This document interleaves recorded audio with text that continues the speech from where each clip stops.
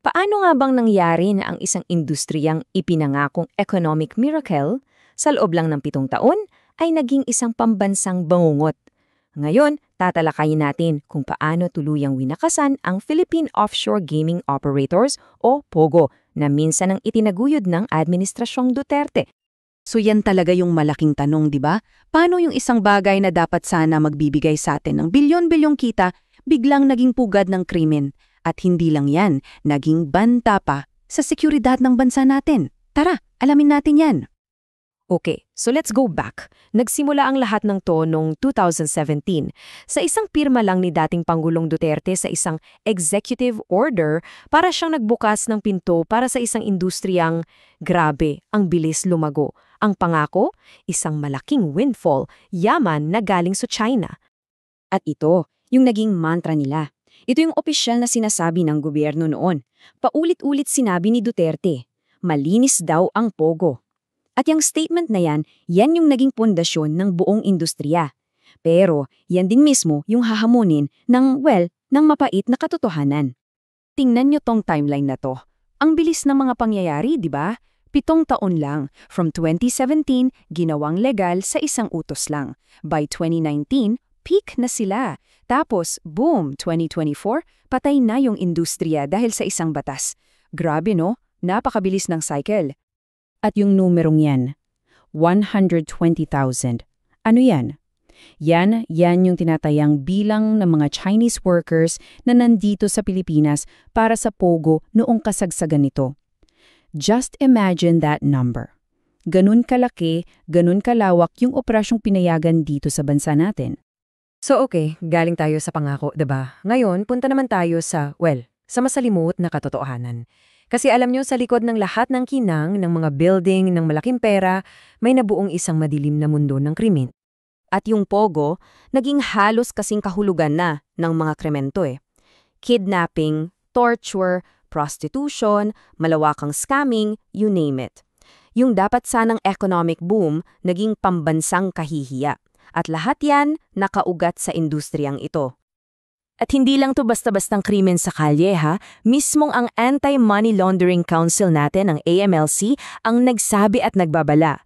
Ang POGO ay isa ng banta mismo sa estado. Yung problema, umabot na sa pinakamataas na level ng national security. At siguro kung may isa ng kaso na talagang nagmulat sa mata ng publiko kung gaano nakalalim ang galamay ng POGO, ito yung kaso ni Mayor Alice Guo. Dito natin nakita kung paano nakapasok ang impluensya nila hanggang sa local government natin. Teka, kumusta naman yung pinangakong kita para sa bayan? Well, tingnan nyo tong chart. Malinaw na malinaw. Isang malaking ilusyon lang pala. Mahigit 70% ng mga POGO hindi nagbabayad ng tamang buwis. Yung yamang dapat para sa Pilipino, hindi kailanman dumating. Dito na ngayon papasok yung malaking pagbabago. Sa pag-upo ng Administrasyong Marcos Jr., nagkaroon ng desisyon na parang, teka, kailangan nating buwagin tong sistemang to. At dito na nagsimula ang katapusan ng POGO. At ito, perfect summary to ng buong policy shift.